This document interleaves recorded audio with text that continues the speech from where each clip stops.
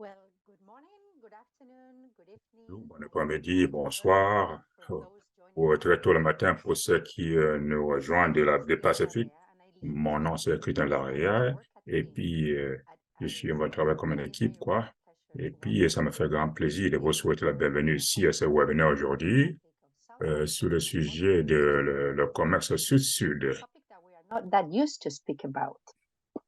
I'm here today with two of my colleagues that have done a fantastic work putting this report together that we are discussing today. Ce qu'on Stephanie, discute aujourd'hui, policy advisor. j'ai Stéphanie, conseillère en politique, et puis on a aussi avec nous un panel de quatre invités qu'on présentera plus tard, avec lesquels on a hâte de discuter, d'apprendre sur leurs connaissances sur le commerce. Là, on a organisé cette session en deux parties principales. La première partie, on va prendre sur 5 exemples comment le système de bénévoles a été intégré dans les politiques de commerce pour améliorer le commerce renouvelable. Et la deuxième partie, on va prendre les façons que les gouvernements peuvent coordonner et utiliser la suite sur le renouvelabilité pour encourager le commerce dans les deux parties. On aura donc l'opportunité de parler entre nous, échanger avec nos partenaires. Donc là, je vous invite à formuler vos questions dans le groupe chat ou dans la session questions-réponses à n'importe quel moment de la session. Et là, je prendrai les questions à n'importe quel moment au cours de la session. Avant de passer le micro à Stéphanie, je vais vous donner quelques remarques, n'est-ce pas, pour donner un peu de contexte autour de ceci, sur ce sujet. Le commerce entre les pays en développement est en pleine croissance rapide. Et puis là, ça donne des opportunités de marché pour les producteurs et les petites et moyennes entreprises dans les pays à faible revenu et diversifier donc leur relation, comme on voit dans le graphique, n'est-ce pas? Dans le premier graphique, le tout premier qui est à gauche, la valeur de commerce sud a augmenté depuis 2005 dans le bas orange. Et puis, plus que la valeur entre les pays sud-nord. Bon, donc, on voit la trajectoire de croissance là-dessus. Lorsqu'on voit ici, à droite, la valeur de commerce pour toutes les régions du sud global, comme la Chine, a augmenté depuis 2005. Vous voyez donc la réponse ici en orange.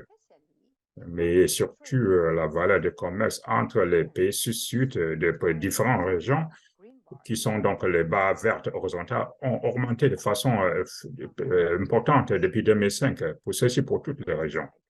Prochaine diapo, s'il vous plaît.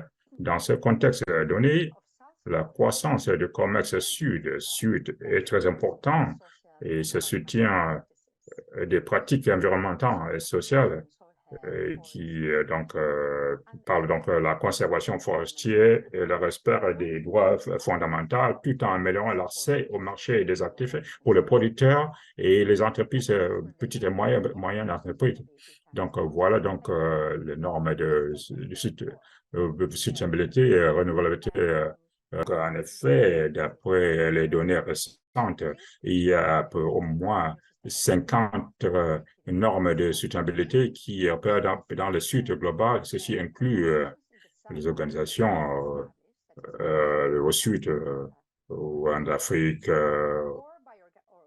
ou ceux qui sont établis par les organisations du Nord. Donc, les pays en développement utilisent de plus en plus ces outils et les intègrent dans les politiques de commerce pour des besoins différents. Néanmoins, il y a des défis qui sont associés à cette utilisation, n'est-ce pas?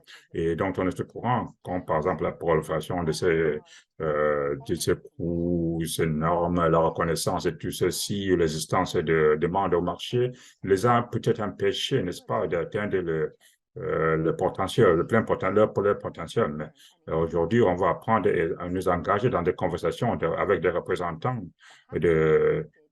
qui ont créé des systèmes bénévoles volontaires, des publics ou privés, et puis qui s'adressent à ces inquiétudes, mais de façon plus importante, comment donc avancer des pratiques renouvelables et augmenter l'accès au marché pour les fermes du Sud. J'aimerais donc passer maintenant le micro à Stéphanie qui va vous présenter ces 5 exemples et puis là, on va aller en dialogue avec nos présentateurs. Stéphanie, c'est à vous. Merci beaucoup, Christina. Merci beaucoup tout le monde d'être ici avec nous aujourd'hui. Et effectivement, je dirais que le point principal de notre rapport principal entre le commerce these case studies. We have analyzed 5 examples of countries and regions that des have pays et des régions qui ont commencé à intégrer des mesures de nouvellabilité bénévole pour améliorer le commerce entre les pays développés et entre sous-développés. Donc, notre premier exemple ici, c'est les normes pacifiques organiques. C'est une norme qui a été développée en 2008 par WorldCom, un réseau de fermiers organiques dans le Pacifique avec le soutien du secrétariat de la communauté pacifique.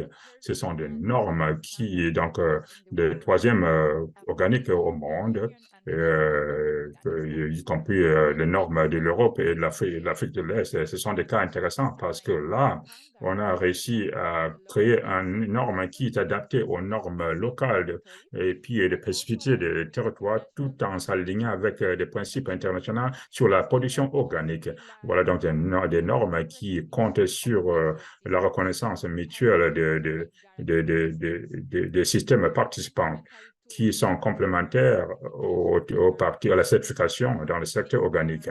Ce sont donc basés sur la participation active des producteurs qui leur donne aussi une option pour les petits cultivateurs qui veulent vendre local et régionalement. Donc là, les fermiers peuvent vendre leurs produits en utilisant ces outils. On voit aussi ceci, où on utilise ceci comme une façon d'atteindre la certification et accéder au marché d'exportation. Et donc là, dans ce cas-ci, ils peuvent accéder des marchés en Nouvelle-Zélande, en Australie ou aux États-Unis, avec l'exception des Pacifiques, des Nord-Pacifique. La participation de la production a augmenté dans le Pacifique depuis 2020. Il y a plus de 10 000 cultivateurs qui ont été certifiés sous l'option de troisième option. Et puis, 11 sont opérationnels dans les territoires qui représentent à peu près 2 000 producteurs. Notre prochain exemple, c'est donc la reconnaissance mutuelle sur l'agriculture organique, le produit là-dessus, à partir des nations de Sud-Est Asie. Ce sont des initiatives qui sont prometteuses dans la région. Actuellement, il y a des membres qui font des efforts, n'est-ce pas, pour aligner les normes avec les normes d'agriculture des pays asiatiques adoptés en 2014. Jusqu'ici, les normes nationales des Philippines, de Singapour sont alignées et puis les autres États membres donc, sont en train de créer leurs propres normes. Donc, la prochaine chose, c'est l'évolution de cette entente mutuelle sur l'agriculture organique et cette initiative qui est gérée par le Thaïlande. Donc, ce sont des ententes qui visent des produits qui rencontrent les normes de reconnaissance régionale. Et actuellement, ce qui se passe, c'est que le texte a été discuté à cet effet. Et là, ce sera finalisé l'année prochaine pour la signature. Donc, voilà donc des objectifs, n'est-ce pas, qui vont renforcer la région et aussi réduire des barrières au commerce. Le prochain exemple, c'est l'EcoMark Afrique. Voici quelque chose de très important et ambitieux, un effort qui est donc mené par l'organisation africaine.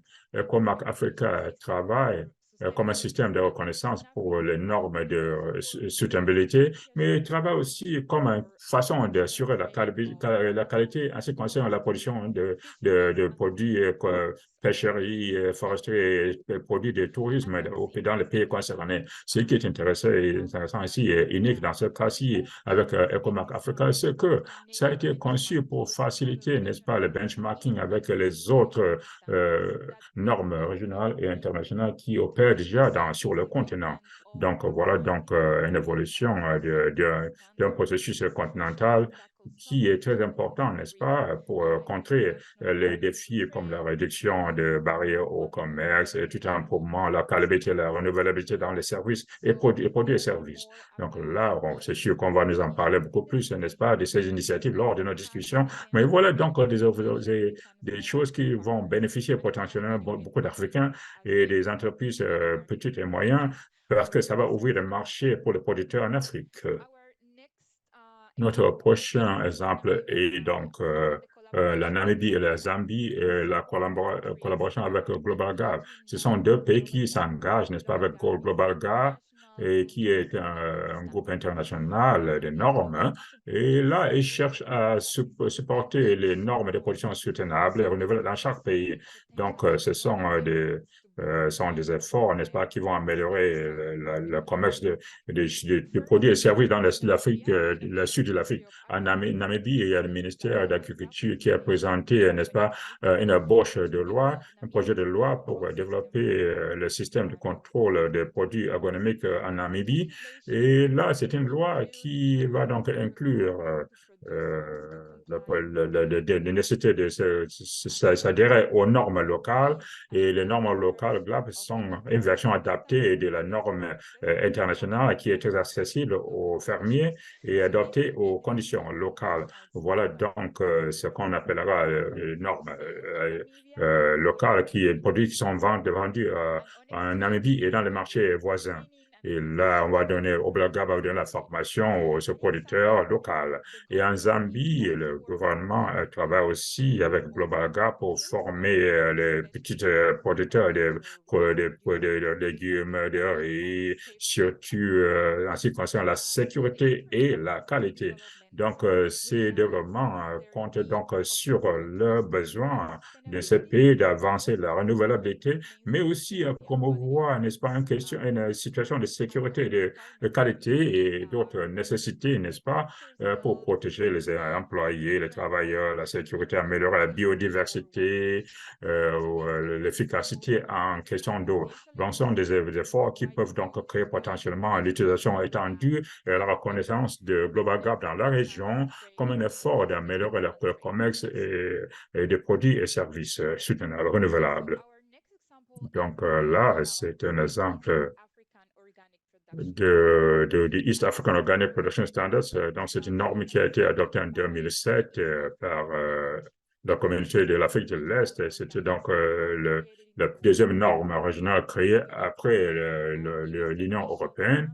Et là, c'est la norme officielle pour la production organique en Afrique de l'Est. Donc, le producteur sous IOP peut donc utiliser la marque High pour promouvoir leurs produits dans la région. Et on a produit beaucoup de cultures comme le maïs, le riz, les fruits, et les épices qui sont vendus surtout localement. Donc là, l'important de cette initiative, c'est que le programme IAOP connaisse aussi ce système pour rendre la certification plus accessible. Donc, les gens peuvent demander la certification ensemble. Et, à titre d'exemple, depuis 2021, il y a 60 groupes de familles qui ont été certifiés en utilisant ces systèmes. Et là, plus de 9000 fermiers ont été organisés, n'est-ce pas, en groupe de 40 personnes en Ouganda. Donc, c'est très important. Comme vous voyez, il y a des défis, bien sûr, surtout en ce qui concerne la reconnaissance officielle, l'adoption au niveau IOS, mais il y a beaucoup de participants, surtout les producteurs, les réseaux organiques, font des grands efforts pour avancer et opérationnaliser IOS. Et les autres pays aussi sont très actifs dans ce domaine en générant un environnement pour produire des produits organiques. Par exemple, en Ouganda, on a lancé officiellement la politique nationale en 2020 et puis le ministère kenyan d'Agriculture a créé un bureau dédié à l'agriculture dans ce sens. Et là, notre dernier exemple est donc le mémorandum d'entente sur les produits organiques entre le Chili et le Brésil. Là, ça a été implémenté en 2019 et c'est la toute première fois qu'un système mutuel existe entre les pays de l'Amérique du Sud. C'est aussi la première de cette région qu'on reconnaît le système de participation bénévole, volontaire, des groupes au Brésil et au Chili, et où ils n'ont pas besoin de certification de tiers parties pour commercialiser leurs produits. En 2020, il y avait plus de 23 000 producteurs, n'est-ce pas, qui étaient impliqués dans le PGS dans les deux pays. Ils produisaient le vin, les fruits et d'autres produits traités comme les fruits séchés. Ceci a créé des résultats positifs parce qu'après 3 ans d'implémentation, le commerce des produits organiques a augmenté de façon importante entre les deux pays. Par exemple, au Chili, les exports vers le Brésil ont augmenté par 24% depuis le 2021. Et puis, on parle de questions de volume de commerce. Bon, ça a profité les producteurs et les petites et moyennes entreprises dans les deux pays qui ont donc eu accès au nouveau marché et ont amélioré leur capacité d'investir dans les opérations standards. Donc, voilà donc les exemples. Et dans notre rapport, nous, on analyse comment chacun a aidé, n'est-ce pas, à la potentialité de s'adresser aux barrières vécues en ce qui concerne l'intégration de ces normes. Comme vous voyez ici, sur ce tableau, il y a des exemples qui ont contribué à réduire des barrières au commerce. Par exemple, il y a le IAOPS, puis le Global Gap qui demandait dans les critères et sont conçus pour travailler vers la connaissance avec les autres normes internationales ou régionales. Et ils ont aussi des processus en place pour empêcher et contrôler les maladies transfrontalières. Donc, c'est une intégration dans les politiques qui peut donc aider à améliorer le commerce interrégional et augmenter aussi la productivité agricole et réduire le coût de contrôle, d'empêchement, de mesures d'empêchement et aussi la réjection à travers les frontières. Aussi, c'est un exemple qui montre aussi qu'il y a une façon de travailler avec ces normes bénévoles et encourager leur utilisation tout en permettant la compliance. C'est donc le cas de PGGAC en Afrique et dans le Pacifique où les fermiers peuvent obtenir la connaissance nécessaire pour leurs produits pour moins d'argent que par rapport avec la certification de troisième tiers partie. C'est plus abordable, c'est une notion plus abordable parce que ça tout en promouvant la collaboration entre fermiers et soutenant les façon traditionnelle. Dans le cas de ces deux, la reconnaissance, le cas de Chili et le Brésil montre aussi comment le désir de collaborer et des relations de long terme peuvent bénéficier des deux gouvernements et améliorer les possibilités de commerce tout en supportant des pratiques renouvelables. Voilà donc des efforts qui peuvent augmenter aussi la demande pour des produits normalisés, par exemple au Brésil ou au Chili, où après l'implémentation de ces mémorandums d'entente, la vente de produits augmente a augmenté de façon importante dans les deux pays. Donc, l'implémentation de ces mesures peut donc montrer preuve qu'il y a une augmentation de demande pour des produits renouvelables et augmente aussi l'accès au marché des produits dans ce sens. Finalement, il y a aussi des exemples qui montrent l'intérêt, n'est-ce pas, dans ces normes. Et puis, EcoMark est l'exemple parfait, n'est-ce pas, c'est conçu comme un moyen de reconnaissance de certification pour les normes nationales et internationales en Afrique. Donc, dans l'avenir, le IAOS, par exemple, peut bénéficier du fait que ça peut créer comme une description et augmenter le commerce des normes, des produits entre l'Afrique de l'Est et le reste du continent. Donc, pour finaliser ma présentation, et voilà donc une analyse rapide de l'utilisation préliminaire, où vous retrouvez les résultats ici. Donc là, on comprend que ces cas sont très spécifiques par rapport au contexte et ils ont des particularités. Et puis, il y a des facteurs là-dedans qui ont contribué au succès de ces normes dans les politiques de commerce, peut-être ne sont pas présents dans d'autres contextes régionaux. Et aussi, la majorité de ces initiatives analysées sont dirigées par des normes publiques. Mais en Namibie, On voit le cas où il y a des synergies entre les normes privées et l'action publique sont possibles. Et là, peuvent s'adresser aux enjeux importants sur la sécurité, l'eau et la gestion des pestes. Voilà donc des exemples qui montrent aussi l'importance d'établir des normes accessibles et ces versions locales. Et ceci, pas seulement les établir, mais les reconnaître officiellement comme important, n'est-ce pas? Parce que ceci peut augmenter, n'est-ce pas, l'accès au marché par des petits producteurs pour des pratiques renouvelables. Donc, tout ceci montre que ces pays essaient de s'adresser aux barrières au commerce ou à l'intégration de ces pratiques au commerce. Et puis, ceci aide à diminuer ces barrières, aider les cultivateurs et améliorer l'accès au marché et au commerce. Voilà donc la présentation. Et je crois que maintenant, c'est le moment pour les discussions. Donc là, j'aimerais donc vous présenter nos panélistes qui nous sont rejoints ici avec nous. Et là, on a ici avec nous le directeur, le chef de l'agriculture à la division de protection des ressources renouvelables, agriculture et animaux du ministère de l'Agriculture Chili. On a aussi ici avec nous Charles Tati, qui est le coordinateur d'Afrique EcoMark pour l'organisation de normes africaines qui nous rejoint à partir du Kenya. On a avec nous aussi mademoiselle Jennifer Mbuvi, qui est donc le gestionnaire clé de GoBaga Kenya, et aussi monsieur Jim Pierce, le coordinateur du Pacifique et puis de commerce et de comité de commerce éthique qui nous rejoint à partir de Fidji. Donc, bienvenue à vous tous. Très souvent, on crée l'espace, n'est-ce pas, dans vos... Je vous remercie pour avoir créé le temps nécessaire pour cette... Mais je sais que tout le monde va profiter de vos pensées et votre expérience. Donc, juste un mot à notre auditoire. Je vais poser deux questions à chacun de nos panélistes. Mais soyez à l'aise d'écrire vos questions dans le chat ou dans la session question 1, et puis je vais en parler après notre discussion. Là, je m'arrête ici, j'arrête le partage ici pour qu'on puisse voir vos visages. Et là, j'aimerais commencer avec Monsieur Jim Pierce. C'est lui, comme je dis, le coordinateur de Podcom qui nous rejoint aujourd'hui à partir du Fidji. Donc, voilà. Monsieur Jim, est-ce que vous êtes là? Oui, je vous vois, je suis là. Merci. Donc, je vais surtout vous remercier d'avoir été ici aujourd'hui et de faire partie, il est passé minuit. Au final, on apprécie beaucoup votre effort. Ma première question, n'est-ce pas, c'est quel est donc le bénéfice des producteurs en s'adhérant aux normes parasitiques? Si vous pouvez partager des exemples à cet effet.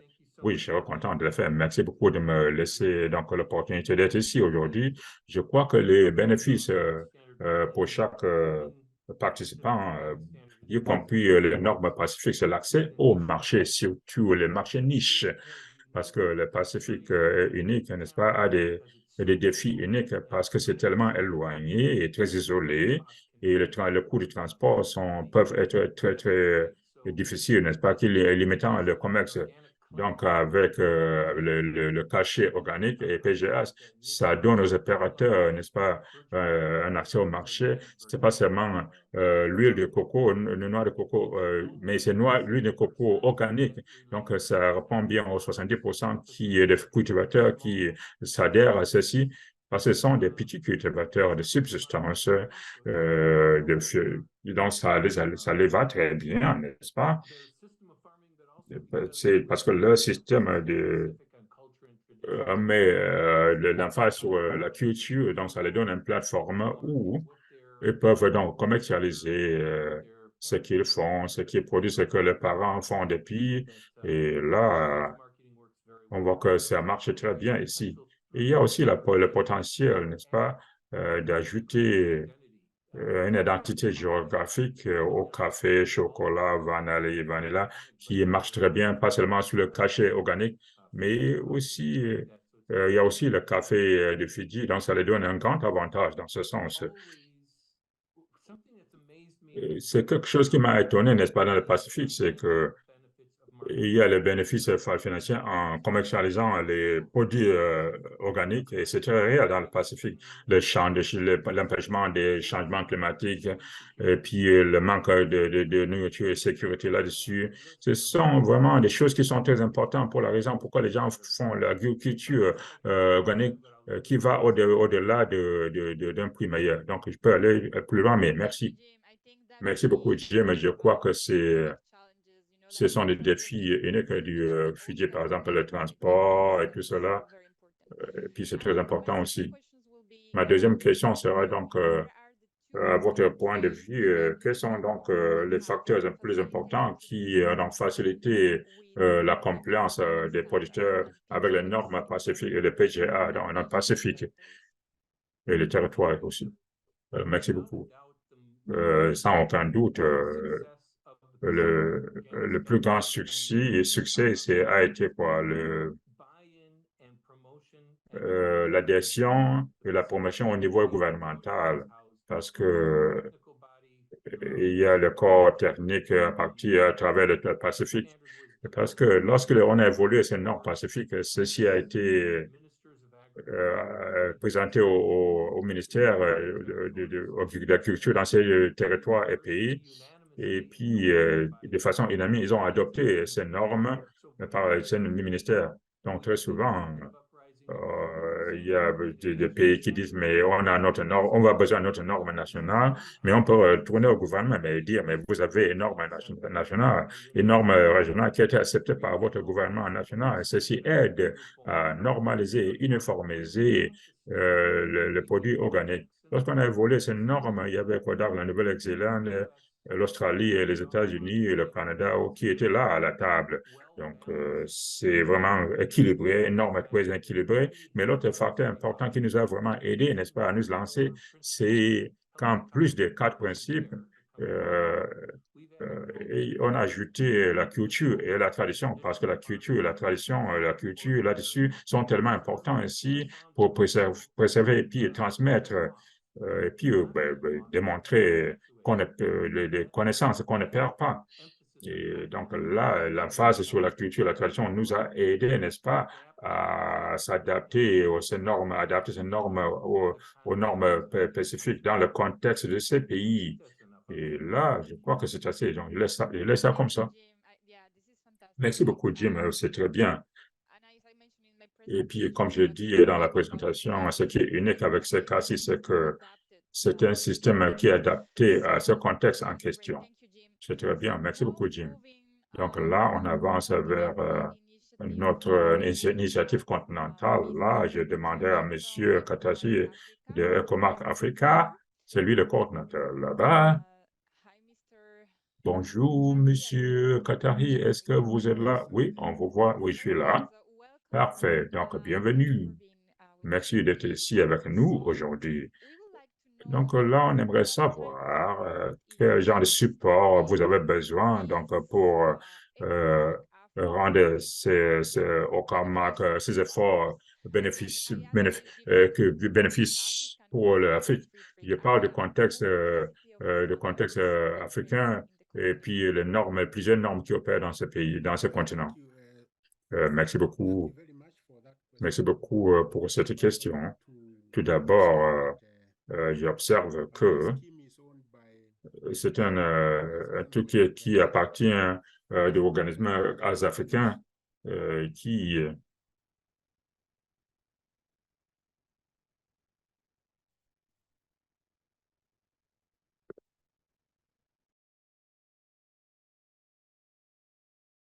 very sorry about it. So this je m'excuse. Donc, ECOMAC Africa appartient à l'Organisation africaine pour la normalisation, qui est une organisation qui appartient aux membres qui comprend des corps de normalisation de l'Afrique qui ont affaire avec des normes. Et lorsqu'une norme nationale n'existe pas, tout gouvernement, tout ministère gouvernemental peut utiliser une norme de commerce qui deviennent donc notre voisin. Donc, on a des mandats sur l'organisation des normes et le deuxième, c'est sur l'opération et la conformité et l'évaluation de tout ceci au système en ce qui concerne l'Afrique. Et là, c'est là où vient un jeu Ocomac parce que ces évaluations, ces systèmes d'évaluation, autre ça, on a aussi un programme qu'on appelle ECAP. C'est un programme qui comprend 11 modalités, y compris ECOMAC Africa, ce qui a fait avec la renouvelabilité. Et donc là, c'est un travail de type 1 qui s'adapte aux produits et services qui s'adhèrent à ces normes de renouvelabilité actuellement. On a État 9 où il y a l'agriculture, la pêcherie, le tourisme, foresterie. On a aussi le tilapia, et puis le noix de coco. Et puis là, on a pu créer la capacité nécessaire pour les petites et moyennes entreprises sur l'implémentation de ces normes. Et puis, on les soutient, n'est-ce pas, en ce qui concerne la vérification et la certification pour donc octroyer le ECOMAC Africa, qui est donc à ce niveau de renouvelabilité environnementale en ce qui concerne les produits qui sont conformes à ces normes. Lors de l'implémentation, on a trouvé des cas où les groupes de support rentrent en jeu. Tout d'abord, en ce qui concerne ce mode d'application, il y a d'autres modes aussi qui opèrent au sein du contenant. Il y a par exemple Global Gap et d'autres, il y en a plusieurs.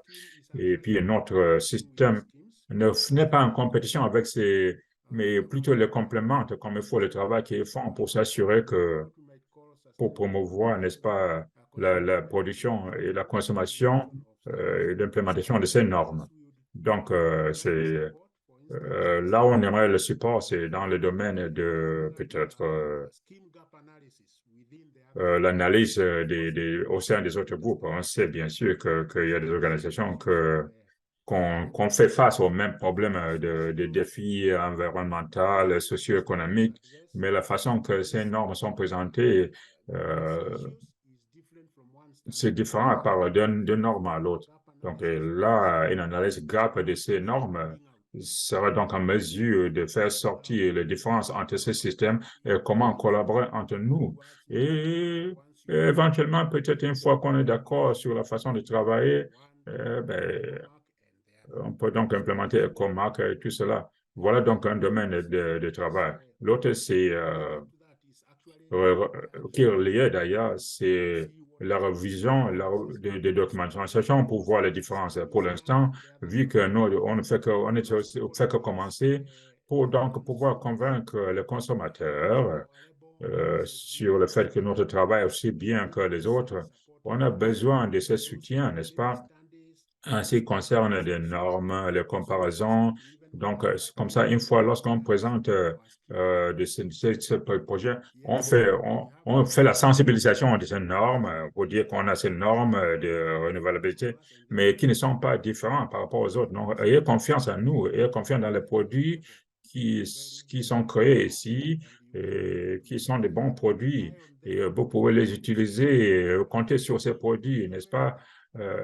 Peut-être pour les acheter, et lorsque vous achetez des produits qui sont donc qui soutiennent la renouvelabilité.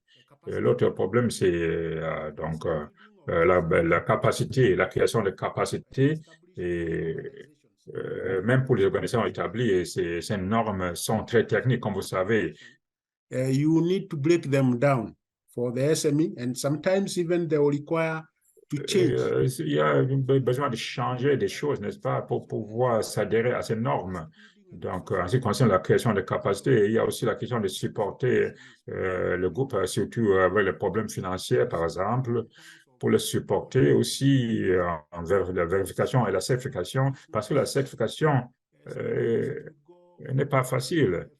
Ça peut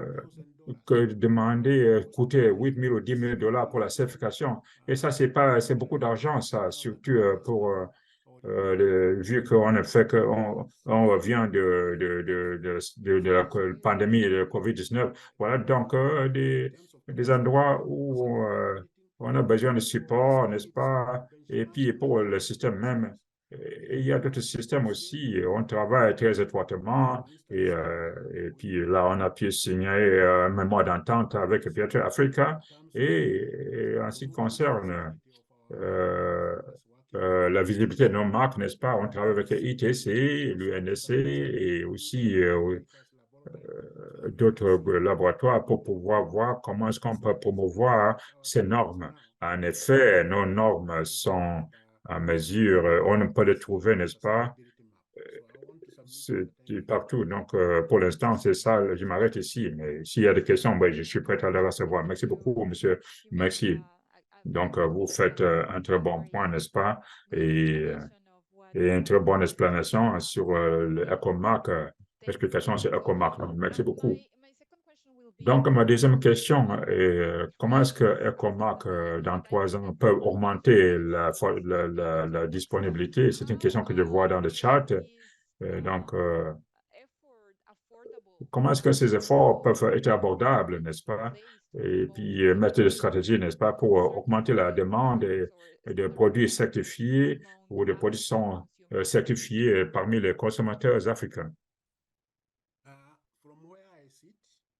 De mon point de vue, le premier composant, c'est la vérification et la certification, donc c'est le coût même du vérificateur, parce que dépendamment d'où il vient, n'est-ce pas, pour faire la vérification, ça peut coûter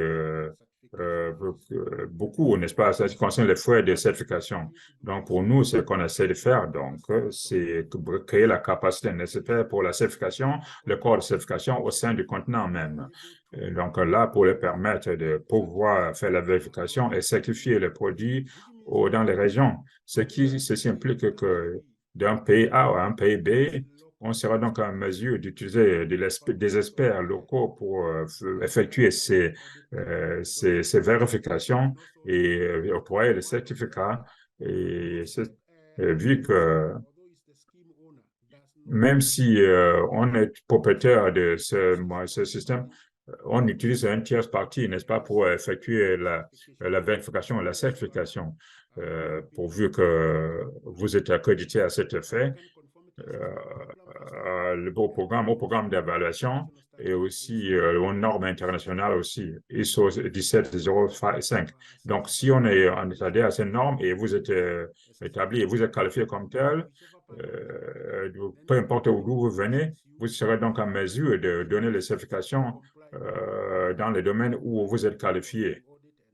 Donc, pouvoir octroyer les marques EcoMark. Voilà, donc on comprend créer la capacité nécessaire au sein du continent même. L'autre, c'est que le problème donc de benchmarking, c'est là où j'ai parlé plutôt sur l'analyse gap.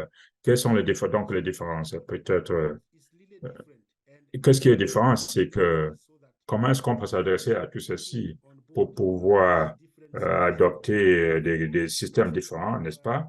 Et aussi faire ce qu'on peut appeler une vérification combinée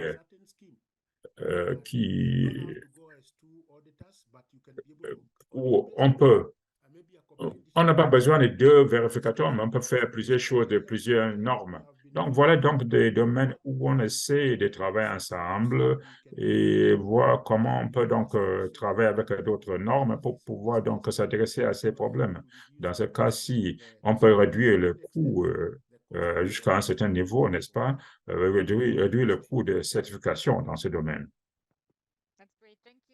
Très bien, merci beaucoup, Monsieur Gatahi. Donc là, j'aimerais donc écouter Mademoiselle Jennifer. Mademoiselle Jennifer, c'est le gestionnaire clé de Global Gap Kenya. Donc, j'aimerais savoir qu'est-ce que vous pensez sur quels sont les facteurs principaux qui permettent la collaboration entre le gouvernement namibien et Global Gap. Merci beaucoup pour la question et merci pour la réunion. Merci à tout le monde qui est participé à cette réunion. Excusez-moi pour mon bas volume. Je ne suis pas très OK aujourd'hui, mais pour donner un background sur la collaboration.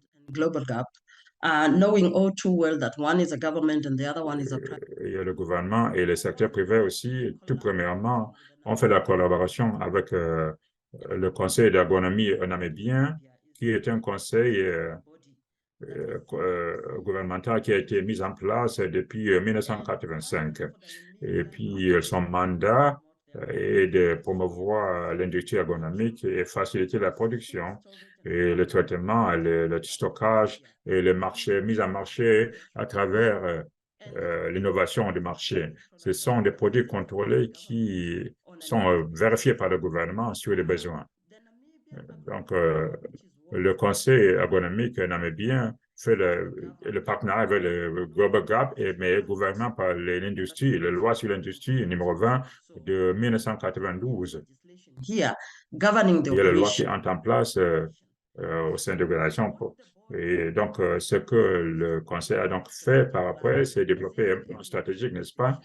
And in their plan of Bien sûr, de 2019 à 2024, the agronomic and the consiste en la facilitation des marchés et deuxièmement, on va s'assurer que les lois et des lois responsables of the Namibia dans ce domaine, le contrôle des systèmes alimentaires, et puis les produits dans ce domaine.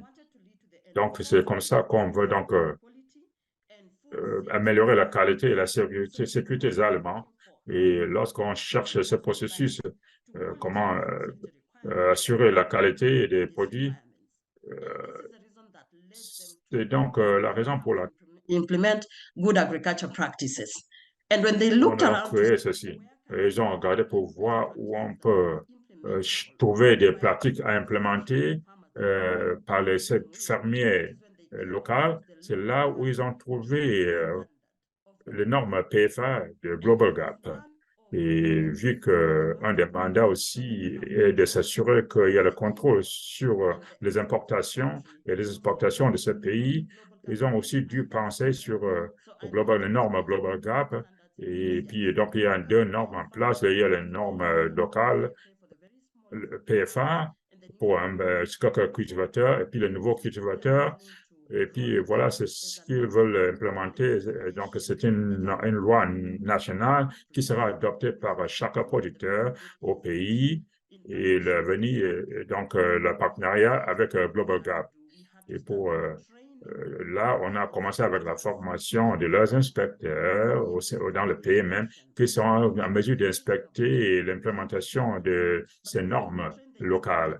Mais avant de former les inspecteurs pour évaluation, il faut d'abord former les formateurs.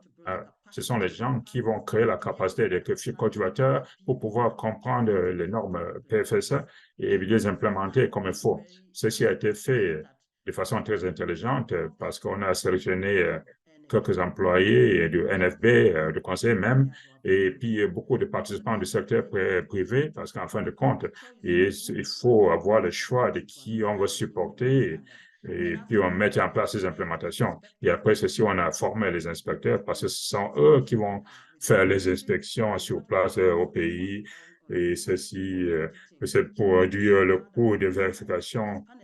Comme l'autre panéliste a dit, c'est une des raisons pour pouvoir le coût des certifications sont très chers. Et puis, en fin de compte, c'est aussi mettre en place un conseil ergonomique namibien pour la vérification, pour qu'ils ne doivent pas aller trouver des experts ailleurs où il faut payer le coût d'importer un vérificateur. On pourra donc sera dans mesure de trouver quelqu'un local au sein du conseil pour faire la vérification. Et après la vérification, on aura donc la lettre de compliance. Ce qu'il faut comprendre aussi, c'est que la raison pourquoi le Conseil namibien a adopté le PFA local, c'est que notre PFA GAP est conçu pour augmenter la capacité, ce qui veut dire qu'il y a plusieurs couches qu'il va falloir traverser avant d'atteindre l'objectif principal. Et à chaque niveau, on peut avoir des discussions avec le marché. L'important des besoins à ce niveau sont d'accord avec votre marché. Et il faut aller au-delà de ça. Mais si le marché dit que il faut qu'on fasse mieux que ce qu'on a sur place, là, on peut augmenter les nécessités de façon continue. Donc, ça permet une façon d'entrer facilement. Ça vous permet de créer votre capacité, mettre en place l'implémentation jusqu'à ce que vous soyez prêt, n'est-ce pas, à aller aux prochaines étapes. Et l'avantage étant qu'en faisant tout ceci, en implémentant ces normes PFA locales, c'est une façon d'avancer à l'implémentation de normes globales qui vont vous permettre de faire créer des espoirs. Donc, si vous ne faites pas l'espoir, ce n'est pas nécessaire, mais si vous faites seulement la production locale, avec ce niveau d'implémentation, mais on peut toujours vous maintenir à ce niveau-là. Donc là, c'est donc la façon que nous avons conçu notre partenariat, qui est un partenariat public et privé entre une organisation de gouvernement et puis Global Gap aussi, pour pouvoir dormir nos normes, n'est-ce pas, qui sont gratuits. Et ce qui est bien, c'est que c'est nous, on est responsable de l'implémentation de ces normes et tout. Donc là, le gouvernement namibien ne doit pas aller encourir des coûts, n'est-ce pas, pour maintenir ces normes, parce que c'est nous-mêmes, on assure ces maintenances. Les changements sont effectués par nous et on présente ces changements aux organisations en question pour question d'implémentation. Merci beaucoup. Merci beaucoup, Diane. C'est très bien. Donc, pour ce partenariat public-privé, donc, of Global Gap c'est vrai que ceci s'intègre dans la loi législative en Namibie avec son partenariat au Zambie et ne touche pas beaucoup de gens. Donc, quelles sont les mesures mises en place? Je suis sûr que vous avez commencé, n'est-ce pas, par répondre à cette question, mais quelles mesures sont en place, doivent être mises en place, n'est-ce pas?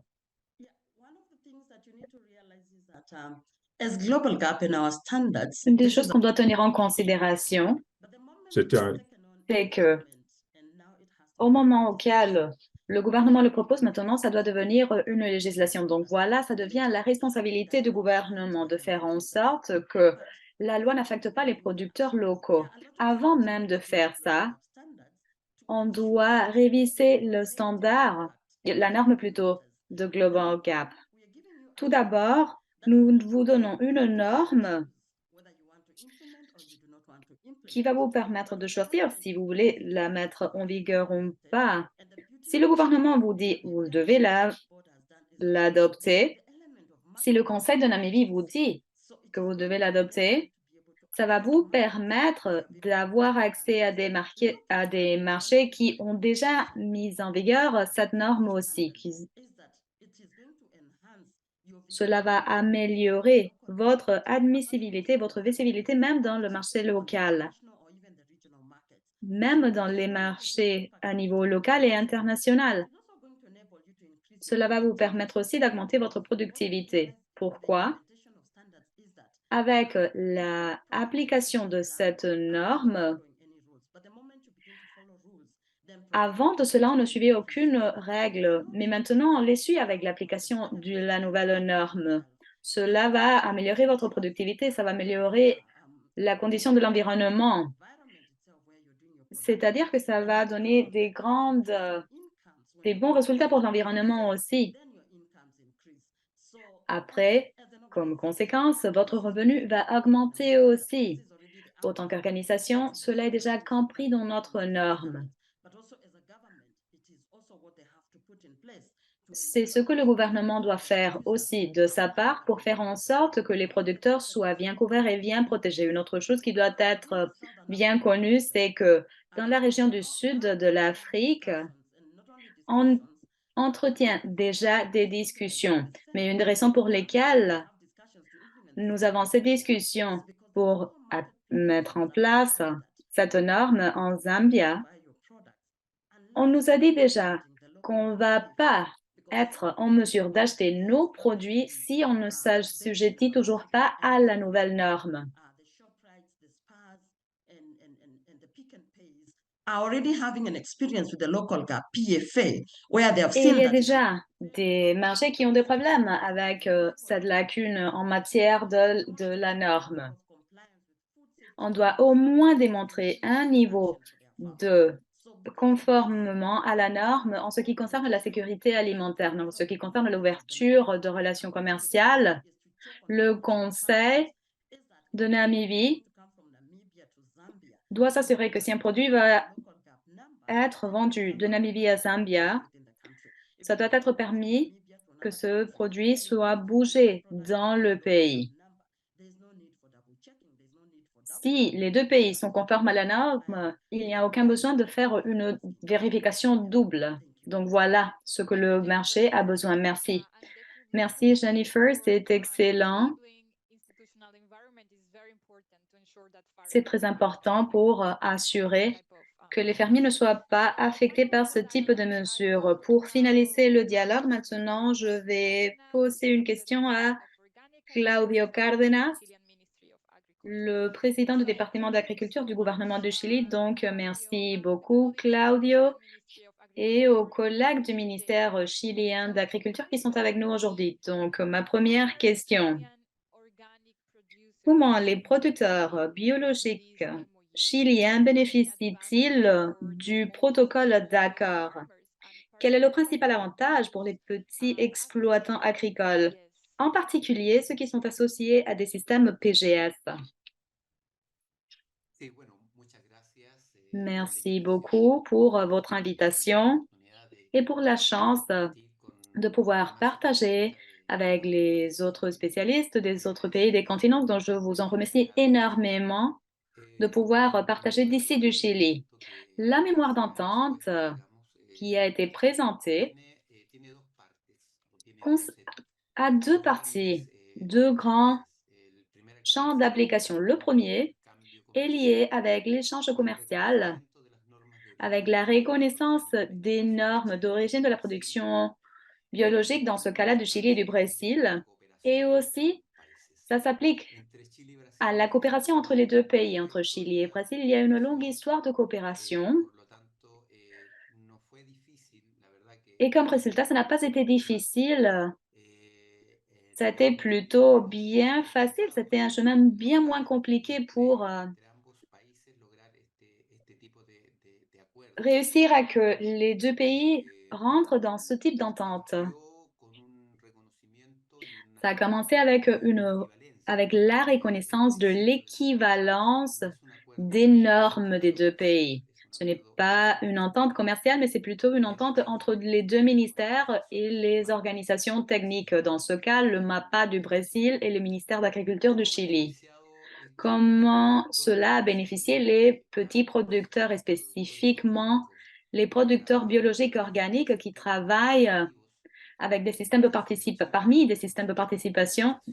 Dans le cas de Chili, on le connaît autant que producteurs écologiques. Comment? Bon, en élargissant leurs possibilités de commercialisation, en ouvrant les frontières. Comment? Parce qu'ils ne peuvent pas commercialiser seulement dans le territoire chilien de façon locale ou régionale, mais aussi en étant toujours reconnus dans ce cas-là par l'autorité brésilienne.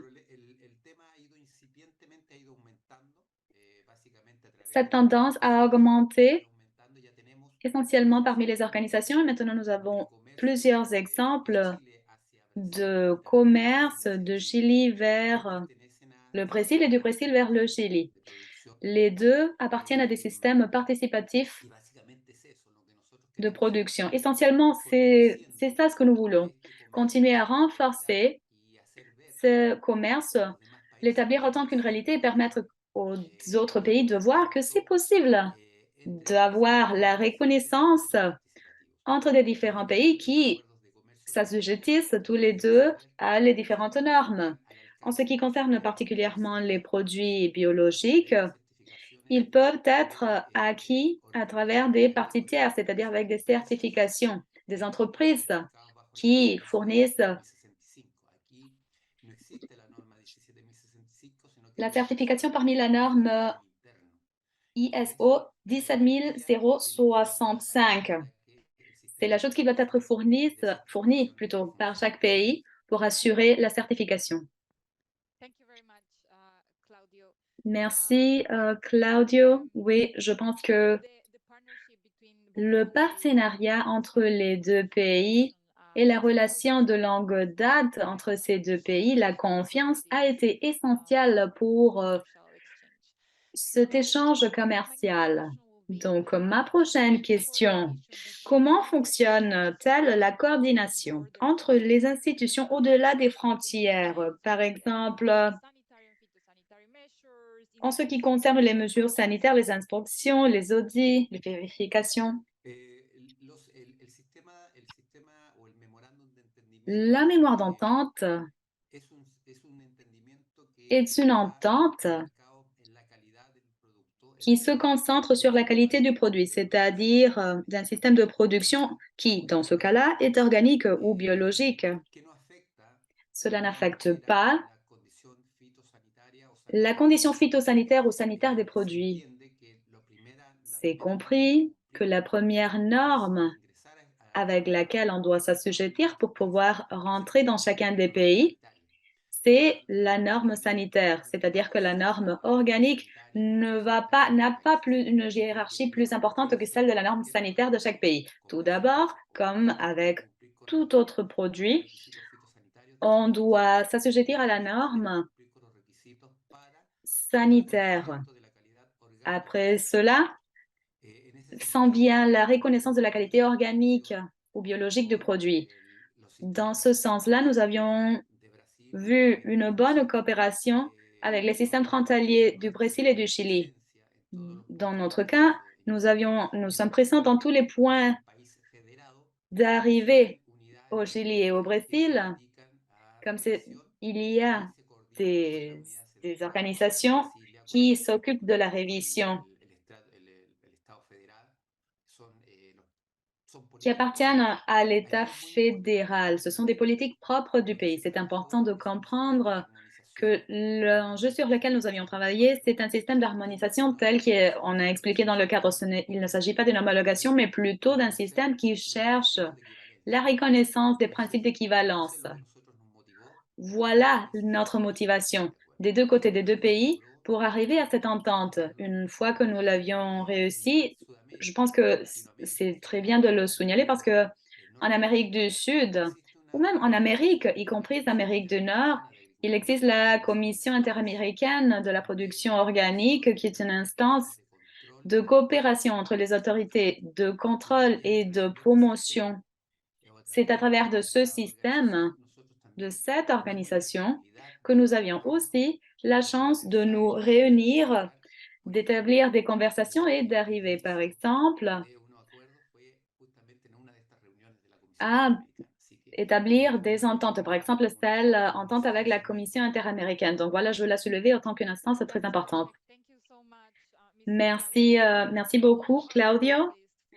Tous nos participants mais merci à tous les participants pour cette conversation. Je vois qu'il y a des questions dans la boîte de clavardage. Je ne suis pas sûre si nous avons le temps. Je vais prendre une question maintenant et on va laisser les autres questions pour la partie suivante, mais il y a une question importante qui se concentre sur les systèmes VVS. Comment est-ce qu'on peut faire en sorte d'acheter avec la confiance si on ne sait pas si le processus de certification a été remplacé avec des autres mécanismes? Comment on le fait au Chili et dans la région du Pacifique? Essentiellement, comment est-ce que les différents systèmes de certification peuvent assurer la confiance quand on va faire l'achat? Peut-être, James, vous pouvez commencer? Oui, bien sûr, je peux commencer. C'est une excellente question parce que, essentiellement, c'est une certification de deuxième partie. Comme résultat, c'est une conversation, un système conversationnel plutôt. Ce n'est pas une surveillance bureaucratique, mais plutôt l'assistance mutuelle de la propre surveillance qui permet que le succès de tout le monde se base sur l'intégrité de leur groupe PGS. Très souvent, c'est bien plus rigoureux et bien plus transparent que les systèmes menés par une troisième partie, un troisième acteur. Vraiment, ces personnes se connaissent. Ils savent bien qui sont les personnes les plus honnêtes, quelles sont les personnes qu'on doit vraiment surveiller de plus proche. Et ça devient comme ça un mécanisme bien effectif. Ça augmente la valeur de la chaîne d'approvisionnement. Donc, on peut voir comment la valeur de la réputation des différentes parties ajoute bien plutôt de la valeur. On connaît les personnes, on connaît leurs produits, on connaît leurs valeurs, on est familiarisé avec leurs produits fermiers. On a vu que cela a bien fonctionné pour maintenir l'intégrité. Quand est-ce que ça commence à mal fonctionner? Quand on se penche plutôt vers la vérification de la troisième partie. C'est difficile de continuer de cette façon-là à renforcer l'intégrité. Merci. Merci, Jim. Claudio, est-ce que vous avez quelque chose à ajouter? Allez-y, la parole est à vous. Non, je m'excuse. Tout simplement, je voudrais ajouter à ce qui a été présenté par Jim qu'effectivement, le système doit être centré sur la confiance. Dans le cas de la mémoire d'entente entre le Chili et le Brésil, la confiance est à la base et l'assurance doit être donnée par l'État. Dans ce cas-là, la certification a une stampe, que c'est la certification qui assure qu'il y a eu un contrôle de la part de l'État, ne pas seulement un contrôle dans le secteur privé. C'est-à-dire qu'il y a un système de contrôle interne qui assure la transparence, tel que l'a bien mentionné Jim. Il y a une traçabilité de l'information. Et bon, des règles claires, ce qui est quelque chose que je pense qui est essentiel. C'est essentiel que les pays se connaissent d'avant. Voilà ce qui peut donner de la viabilité à un système.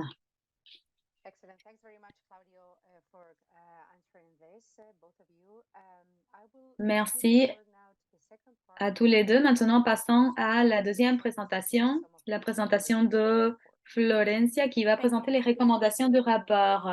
Merci, Christine, et merci tout le monde pour une discussion si intéressante. Maintenant, passons à la deuxième partie. Passons aux recommandations, les opportunités et les recommandations. Donc, l'analyse des exemples ont montré essentiellement and at the same time, they can promote sustainable agricultural practices, delivering sustainable development outcomes.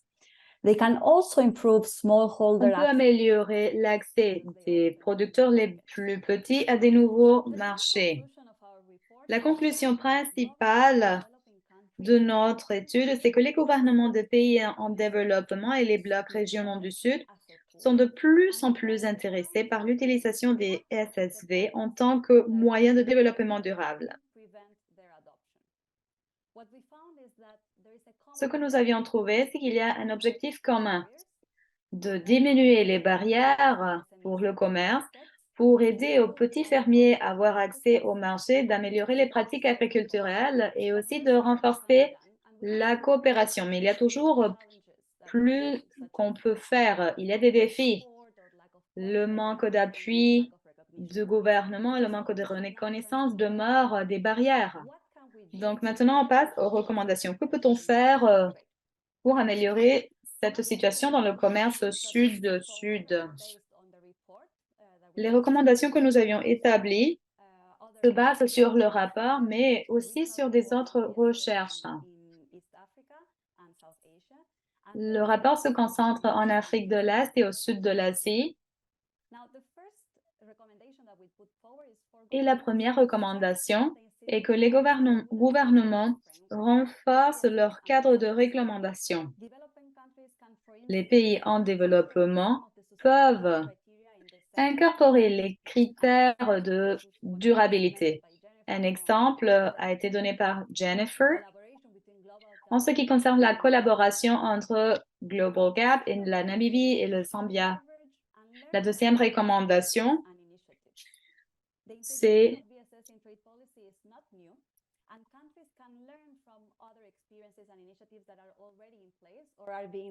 de profiter les pratiques qui sont déjà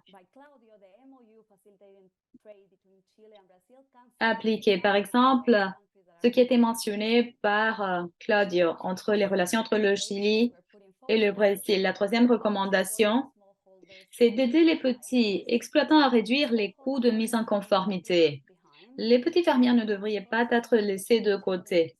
Le coût de mise en conformité est un des coûts les plus importants dans les pays en développement qui ont réussi plutôt à se mettre en conformité. Et les exemples que nous avions eus en Tanzanie, en Ouganda, ainsi entre autres, ont démontré que cela peut être accessible, abordable et qui peut augmenter la valeur de la chaîne d'approvisionnement locale en ouvrant toujours des possibilités dans les marchés internationaux. Nous avions aussi la chance de renforcer l'entraînement ou d'arriver à des ententes pour que le coût devienne plus accessible. La quatrième recommandation est de créer un environnement favorable à l'adoption des CSV dans le commerce sud-sud. On va avoir du succès si on a un environnement qui fournit de l'appui.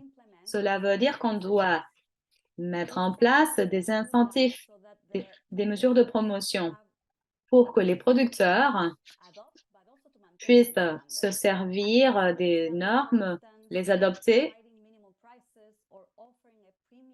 par exemple en offrant un taux plus accessible, en leur offrant des bénéfices d'impôt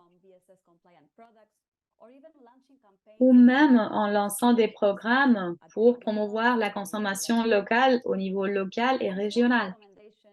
Notre dernière recommandation, c'est de poursuivre l'harmonisation et la reconnaissance mutuelle. Le gouvernement qui s'intéresse sur cela doit explorer comment promouvoir l'exploration d'équivalence entre les différents systèmes de différents pays. Cela ne va pas seulement augmenter la synergie entre les pays, mais aussi ça va réduire les coûts d'application de la mise en conformité.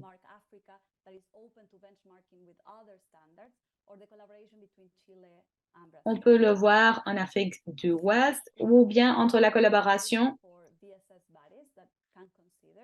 entre le Chili et le Brésil. Pour conclure, on a présenté une autre recommandation qui est de développer des versions locales des VSF adaptées aux conditions locales, qui s'assujettissent au contexte local et qui soient assujetties au contexte mondial. De cette façon, on peut améliorer le champ d'arrivée des petits fermiers. Merci beaucoup. Merci. Donc maintenant, je voudrais passer à la discussion avec nos présentateurs et poser quelques questions avant de passer à la ronde de questions-réponses. Je ne sais pas, Stéphanie, si tu veux que j'arrête de partager mon écran pour qu'on puisse tous se voir. Je vais commencer en posant une question à Claudio. Donc, quelles structures ou dispositions les gouvernements chiliens et brésiliens ont-ils mises en place pour que la reconnaissance des produits biologiques conformes au système SGP fonctionne de façon efficace?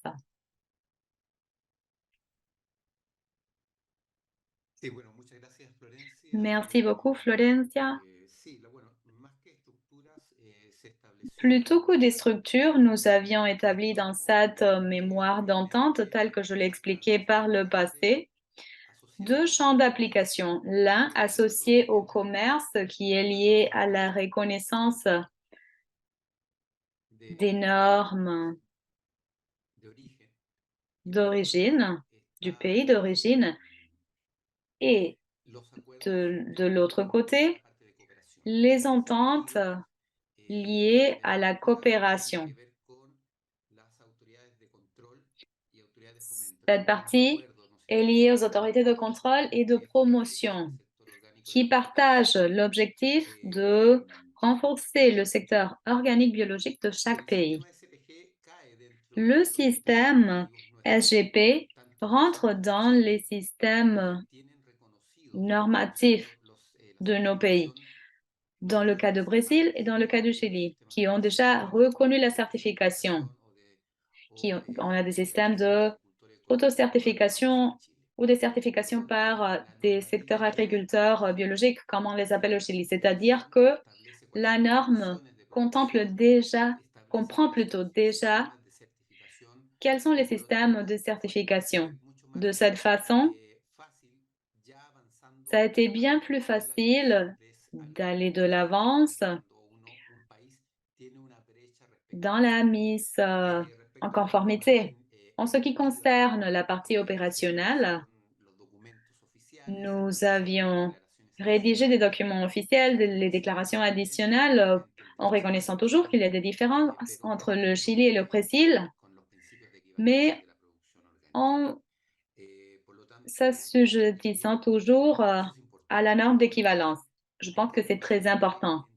Maintenant, on doit reconnaître aussi qu'entre le Chili et le Brésil, il y a une différence fondamentale. Le Brésil est un pays de 200 millions d'habitants et le Chili a 20 millions d'habitants. Donc voilà, c'est une grande différence. Cela va en faveur du Chili parce que le Chili est plutôt un pays exportateur et le Brésil est un pays importateur. Brésil consomme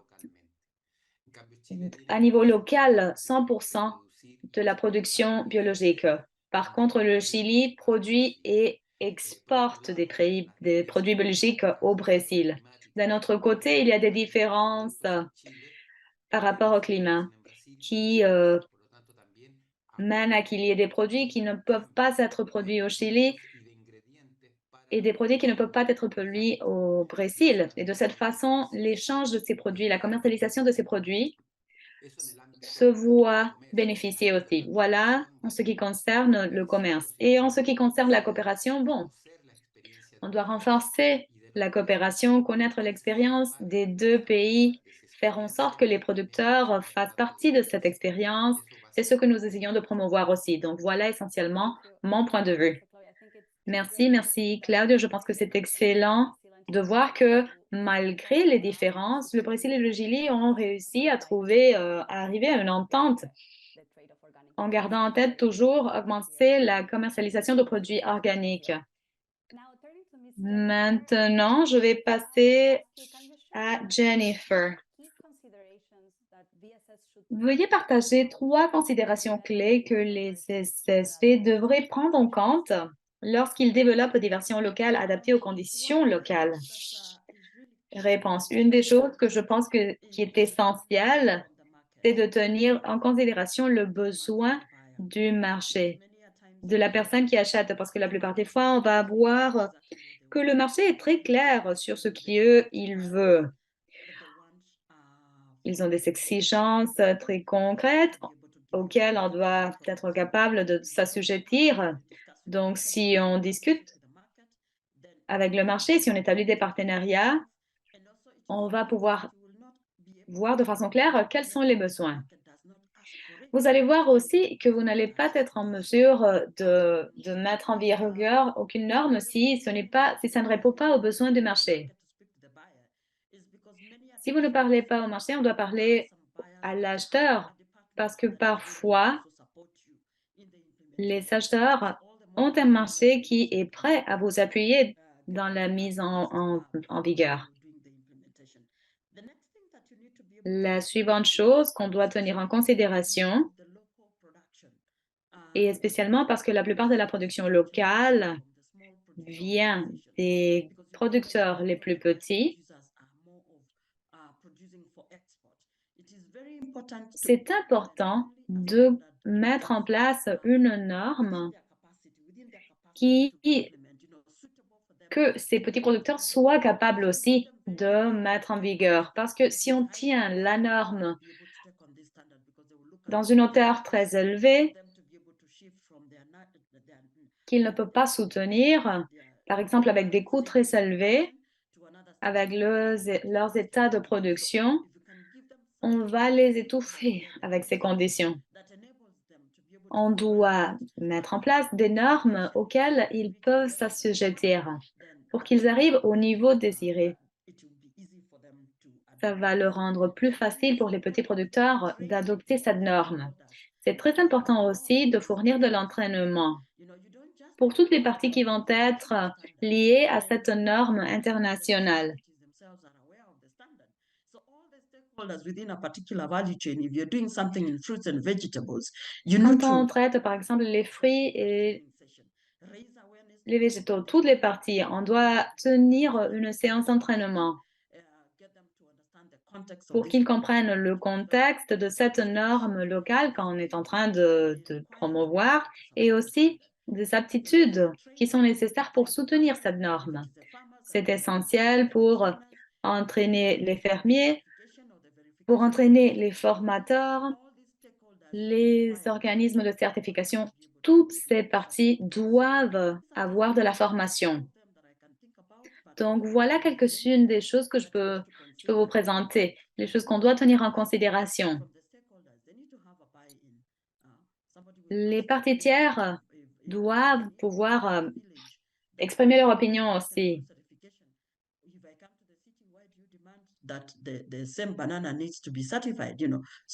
Si le produit va être vendu, par exemple, dans la ville, pourquoi est-ce qu'on va demander une certification qui n'applique pas? Donc, voilà mon opinion par rapport à l'application de la norme. Merci et c'est bien d'écouter que toutes les choses que vous aviez mentionnées sont alignées avec notre objectif, avec l'objectif commun. Tout d'abord, comprendre la demande,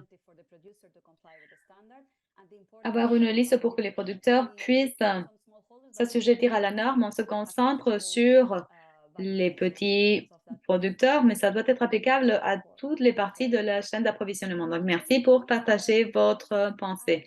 Maintenant, je voudrais passer à Charles et je voudrais me concentrer sur la reconnaissance politique.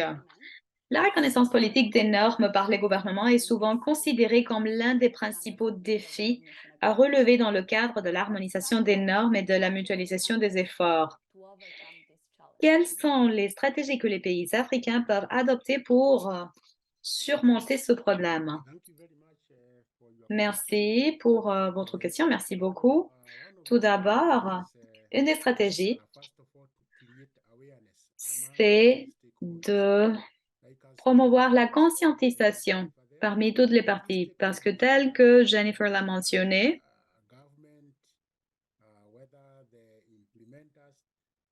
si le gouvernement, soit le gouvernement ou une autre partie, on doit créer la conscientisation de l'importance d'avoir une norme continentale plutôt que d'avoir des différentes normes.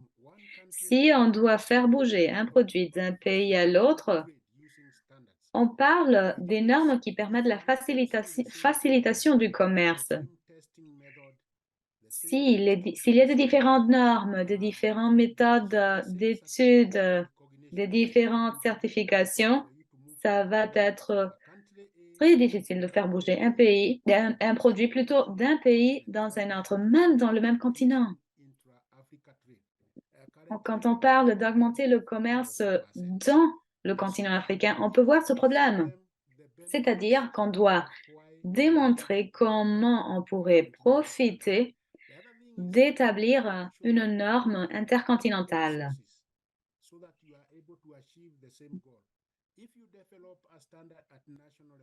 de travailler ensemble, de mettre les ressources des deux côtés pour combler un objectif commun. Si on a des différentes ressources et on a des différentes normes, ça serait mieux d'harmoniser la norme intercontinentale. Cela pourrait appuyer les producteurs au niveau local et au niveau continental aussi. Une fois que cela est déjà réussi, cette stratégie est déjà réussie, on peut traiter les autres normes. Une autre stratégie, c'est la promotion de la conscientisation des différentes ententes. Les convaincre de comment ça c'est de positif d'avoir une norme commune.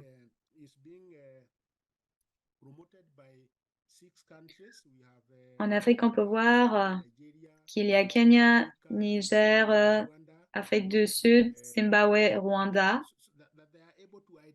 qui ont été capables d'identifier un groupe de normes et les rendre dans une norme unique qui peut être exploitée pour la vérification, entre autres. Une autre stratégie que nous avions établie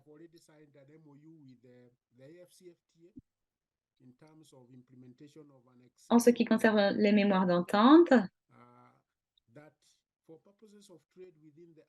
pour l'objectif du commerce dans le continent africain, c'est que ce soit seulement les normes dans le continent africain qui soient reconnues. Une autre chose, une autre stratégie était de parler au gouvernement, les leaders de communautés,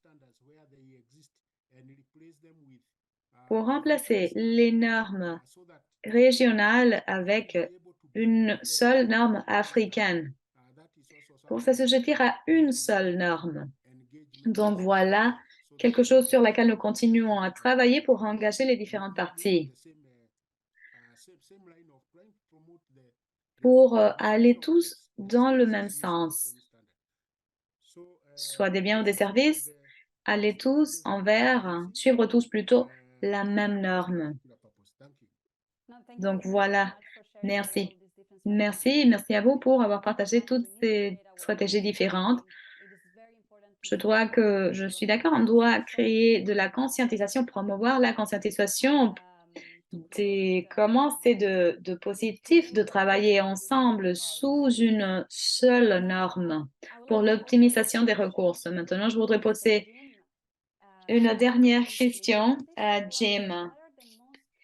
De façon très brève, est-ce que vous pouvez nous expliquer quelles sont les lacunes les plus importantes à combler pour les petits exploitants des nations et territoires du Pacifique pour qu'ils puissent accéder à des nouveaux débouchés et à de nouvelles opportunités dans les marchés potentiels? Oui, bien sûr, merci beaucoup. Je pense que la réponse n'est aucune surprise. Je pense que nous avions déjà touché tous les points. La lacune la plus essentielle qu'on doit aborder, c'est la reconnaissance de l'équivalence de la norme et du système PGS aussi. Ce qui arrive dans le Pacifique, c'est une menace envers les différentes chaînes de commercialisation.